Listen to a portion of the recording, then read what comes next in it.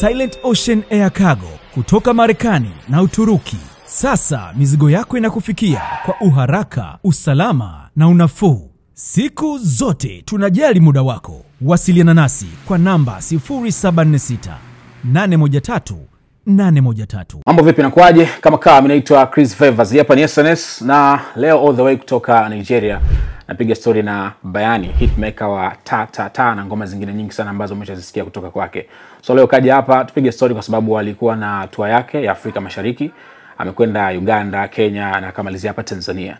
So unafahamu pia show ambayo imefanyika pale Superdome Masaki ni show yake ambayo ilimleta pia hapa nyumbani Tanzania. Bayanni. Yeah, what's good, bro? How you doing, man? I'm good. How you doing? Okay?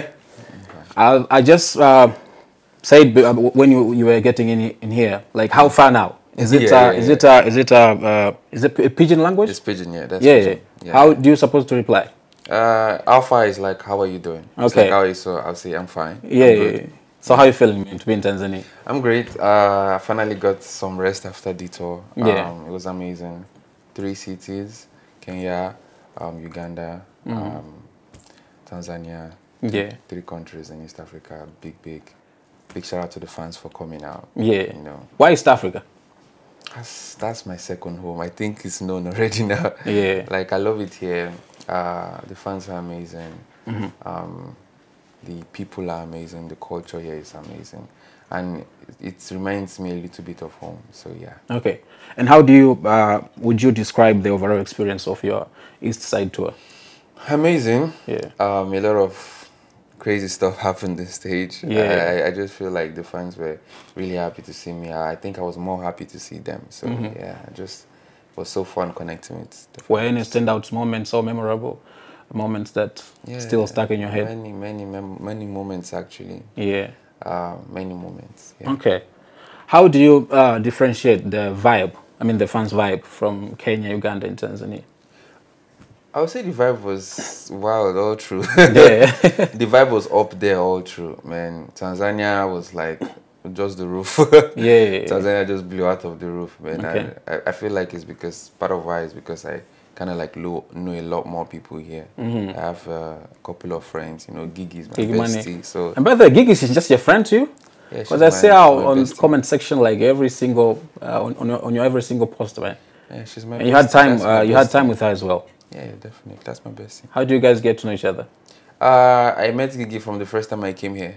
Okay. And we met, and our vibe was just 100 with mine. So we just became friends instantly. It was just immediate, yeah. Okay. So after this tour, are you planning maybe to have another tour? Yeah, maybe in Africa, different countries? Yeah, this year. This year? Where is it going to be? Well, I can't say much about the countries yet, but yeah, I'm doing another tour in Africa this year. Okay.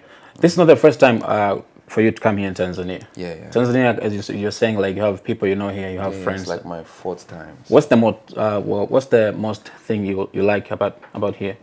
There are a lot of things. I actually like the food here in Tanzania. I really like the food. I think yesterday I tried fried rice. Oh, fried rice? Yeah, it was really, really nice. Okay. I actually had it the last time I was here too, so I just went for it straight. Okay. So yeah, I would say I like the food. Okay. I think the thing I like most about Tanzania, it reminds me a lot about Nigeria. Oh, really? Yeah. So there's no difference? It's not like there's no difference. There's still difference. Okay. But like, the atmosphere just reminds me of home. So yeah. Okay. It's just like home, away from home. And in Nigeria, you're staying in Lagos or Abuja? Lagos. Lagos. So it's the same vibe. It's kind of like the same vibe. Just Lagos is a lot more crazy, but like same vibe. So your music blends various Afrobeat styles, including Afrofusion, but Afropop and Afro R&B. I would like to know from you, like, how did you develop this unique style?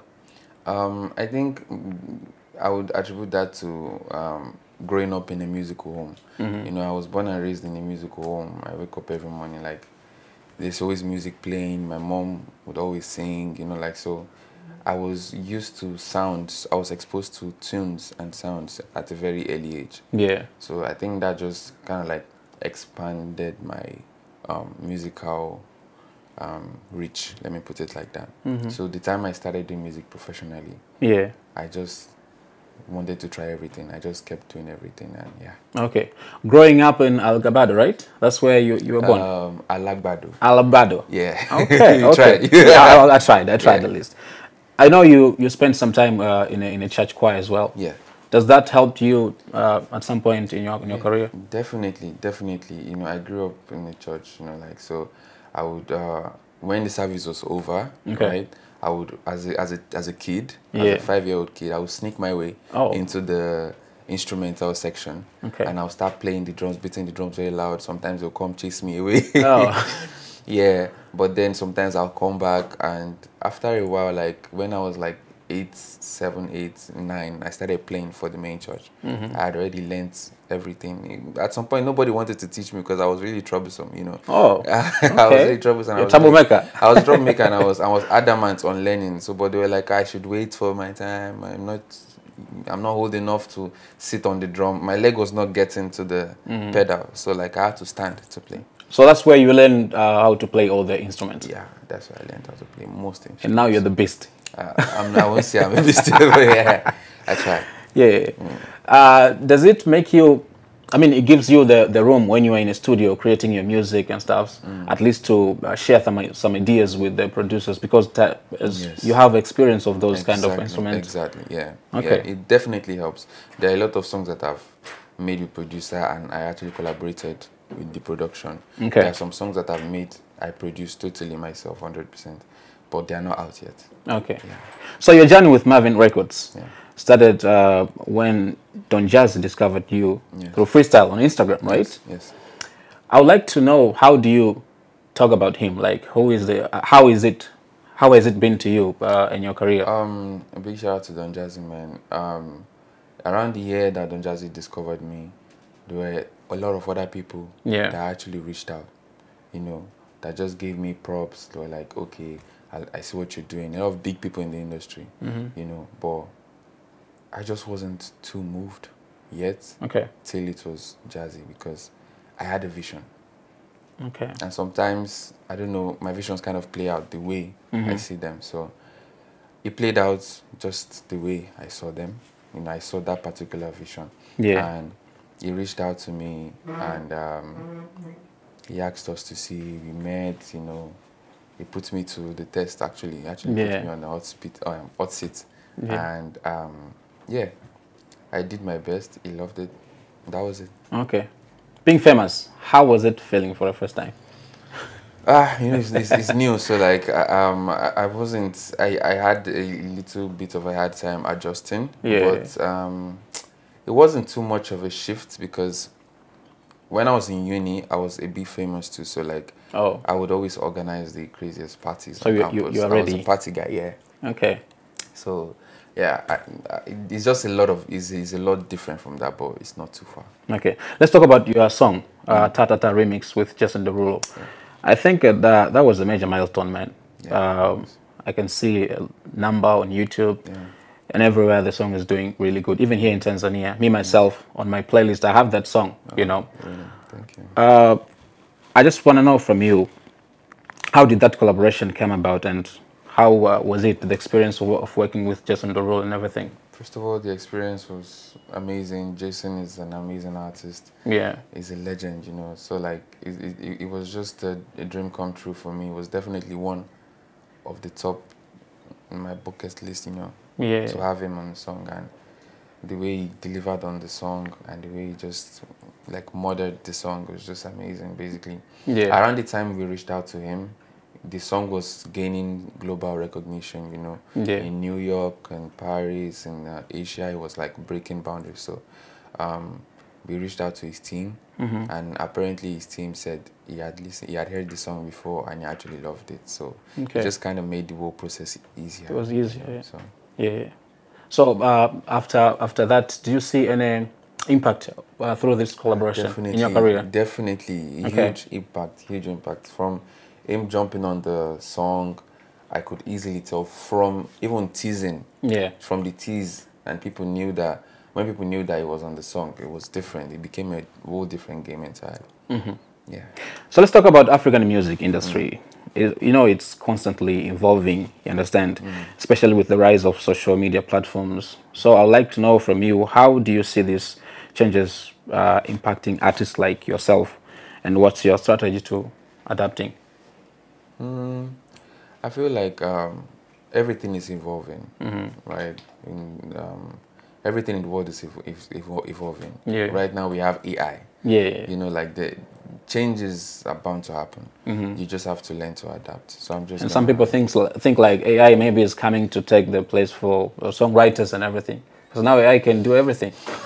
Well, Do you think we're safe?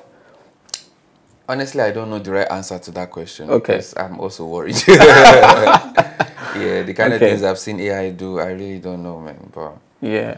let's see how it goes. Okay. So what is the plan? Like, what's the strategies for yourself to adapt this?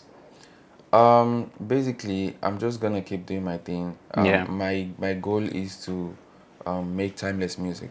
Okay. That is songs that in the next 5-10 years, people can always go back and listen to them, and they wouldn't sound stale. They wouldn't sound old. Okay. I make songs based on how I feel, based on experiences that I feel like other people can relate to. Yeah. So experiences will always be there. You know? Okay. So those are the kind of elements I look forward to when I'm making music. Just want to make timeless music. Okay. So that's my own way of beating the changes and everything. Yeah. Because there are some songs that are like 10 years old that you still listen to till date. Those are timeless songs. That's what I want to do. Just For sure. So with the rise of piano sound, there's been a lot of talk about it overshadowing Afrobeat sound. Afrobeat, Yeah. Do you think piano could kill the Afrobeat sound, or do you see it as complementary wave in the industry? I feel like amapiano is a very, very amazing genre. You know, it's a very, very, very, very party sound. It makes the club come alive. But there'll always be something about Afrobeat. You know, there's Something always, unique. There's always something about Afrobeat, and there's always a way Afrobeat can always cut into almost any genre. Okay. You know, you can. There's Afro trap. There is Afro R&B. There's Afro fusion. Yeah. There's Afro pop. You know, like Afro is just wild. You know, so amapiano is great. Afrobeat is also great. Both of them are just great for different reasons. Okay. You know what I'm saying? And then there is Afro amapiano too. Okay. And that is Crazy. sick. So there is no point just competing. I feel like when we come together as Africa, we can really take over. Yeah. You know. I've seen some of Nigerian artists, big names, are saying like, "Oh, we're not doing Afrobeat anymore. It's just we're doing African music and stuff." Because before amapiano and other sounds came up, Nigerian artists were so proud about Afrobeat and stuff. But sometimes, I mean, nowadays you can see like they are not like that anymore. So here's the thing with Nigerian artists. Yeah. Nigerian artists love to explore. Okay. Right. The fact that we love Afrobeat, the fact that we have Afrobeat, doesn't stop us from trying any other thing. Okay. We still try. As long as it sounds nice, it sounds good. Some days back, I think Bonner jumped on compa. You know, that is, and compa, you know, compa is so beautiful. Yeah. You know what I'm saying? So like, basically, Nigerian artists are just, they like to explore. The fact that we have Afrobeat and the world loves Afrobeat doesn't stop us from trying amapiano and still killing it. You know? Okay. So basically, that's it. So you've been absolutely crushing it in Tanzania. I'm trying. Yeah. No, you're not trying. You're doing it, man. With your tracks like Tatata and other tracks as well. Given your success here, do you have any plan of doing collaboration with Tanzanian artists? I mean, just to take this African music to the global market? What if I told you I already have? Oh, really? I'm not just going to mention names. But I already have. Okay. Yeah. Okay. Some of the big names from here? Definitely. Okay. You don't mind sharing it? No. You don't? Do you? Okay, but how do you describe Tanzanian music, bongo flavor? I love it. I do think it's a news. I think every time I come here, I'm always confessing about how much I love bongo flavor. Yeah. Yeah, and I love the fusion with compa too. You know, it's just so sweet. I can't say no to, you know, bongo flavor. I love it. Okay. Yeah. Any artist maybe you listen the most from here? I listen to almost like 10 artists from here. Okay. You want me to start mentioning names? Yeah, just few. Okay, it's Harmonize. Okay. There's Zuchu. Zuchu. There's J Melody. There's Bayanni. Yeah. Jaiva. Jaiva. Yeah. And by the way, Jaiva, I can say he's doing good in Nigeria Marioo. as well. Yeah. You know, Marioo. Marioo is my G. You know, Okay. like, so I listen to a lot of artists. Okay. Yeah. So yeah. That's good. So let's talk about your EP, Love and Hustle, with Don Jazzy. I feel like it has really distinctive vibe. Yes. You know. I would like to know what was the inspiration behind this project. The inspiration behind Love and Hustle. Yeah. You know, when I was when I was planning to come up with the EP, Yeah. I was a bit confused on what to title the EP, you know.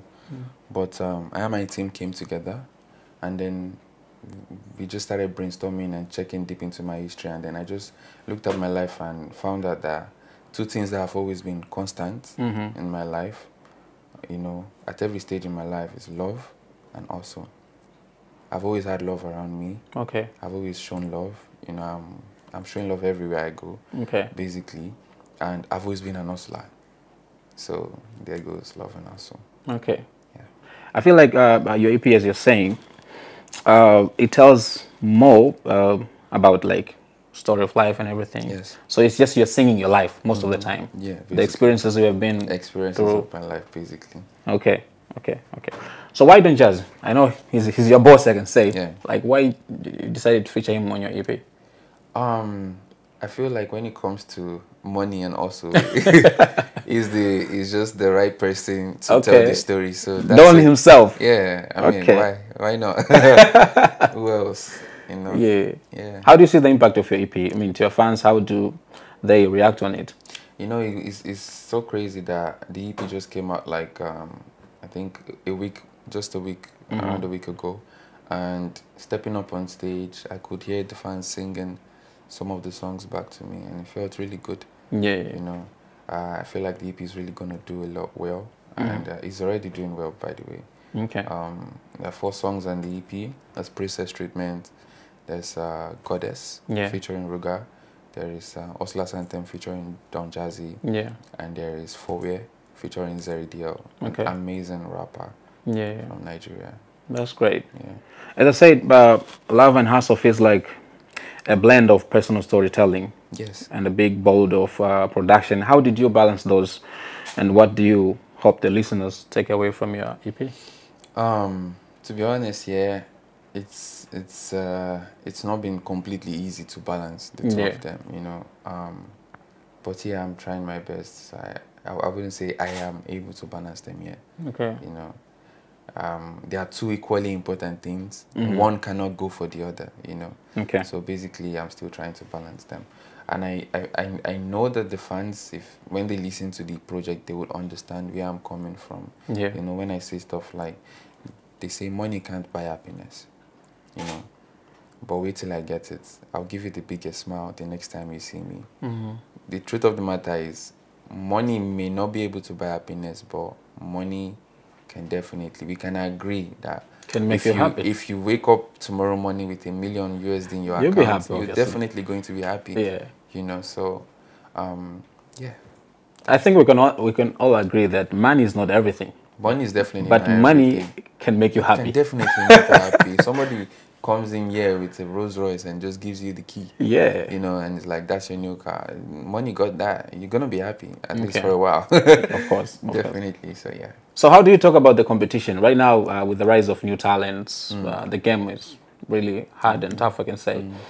Nigerian artists, I know you guys are doing really good. Like, how do you talk about this competition in general? Basically, the way I see my career, or the way I see music, is like personal to me. So only me know where I'm coming from. Only me know my journey. Okay. You know, I know how far it took me to get here. You understand? You know, I know how long I had to wait. So I'm not gonna compare my journey to somebody else's journey. Yeah. Because I went through what I went through to get me here. So if I'm going through stuff right now, whatever I'm doing right now, whatever is happening right now in my life, in my career, I know it's taking me to the next place. Okay. For me. You understand? So that's also another reason why I don't follow trends. I don't, you know, because people are making this kind of music, then I'm going to make that kind of music. No, I don't do that. Okay. Because I feel like my music is personal to me. I would like to listen to what I sang 5 years ago and still feel proud about it. Okay. You know, so. How was it? I mean, before you coming to music, I would like to know your life. How was it back in the days? My life has always had music somewhere sneaking inside. Yeah. Yeah, I've always had music in my life, but a couple of things I did in uni before I graduated and started to focus on music. I was an athlete. And you told me like you were famous since you were in a uni. Yeah, I was. What made you famous? I wouldn't say extremely famous. Okay. But I was that party guy. Okay. I was the director of socials for my like department. So and like my department has a lot of people. We organized the best parties on campus. So I was that party guy. I was the guy that, you know, organized dope parties on campus and stuff. So that was where I got the little uni fame from. Okay. So what else was I doing on campus? I was a footballer on campus. Oh. I was also an athlete. You're just playing for fun, or you had a dream about it? I was just playing for fun, basically. Okay. Yeah, I was a painter too. I did a couple of things on campus, basically. So that's like your hidden talent. Yeah, I also worked as a freelancer at some point. You know, I was a writer, I was a producer, I was a sound engineer too. Okay. I actually started with sound engineering and production before I went into singing. Before I started rapping, then I started singing. Okay, okay. Before you started rapping? Yeah, I wouldn't call it rap. How do you call it? Let's let it slide. Okay. Let's let it slide. But do you think you can do that right now, like a rap song? That's why I said let's let it slide, because like I'm not proud of it. I'm not proud of it. I'm not proud of it. I wouldn't call it rap. Okay. Let's let it slide. Yeah, right. yeah. Girls love your music, man. Boys love my music too. Yeah. Do you know that? Oh, boys. Yeah, of boys. course, we do like your music, but girls love your music the most. What's your favorite song of mine? Tatata, of course. Yeah. Remix and the original one. Okay. I vibe with them. Oh. Yeah, certified bad boy. How do you see this love, man, from your fans? I love it. You know, it's so amazing that I pour myself out on a song and I see that people connect to it. Yeah. I feel like that's one of the best feelings ever. No matter how bad I feel at any moment, the fact that I can get up on stage and people get to sing my songs back to me, word for word, just means a lot to me. That is enough for me, basically, you know, to keep going. So yeah, shout out to the fans. I love you guys so much. Okay. You went to India. I saw the pictures and videos as well. Yeah.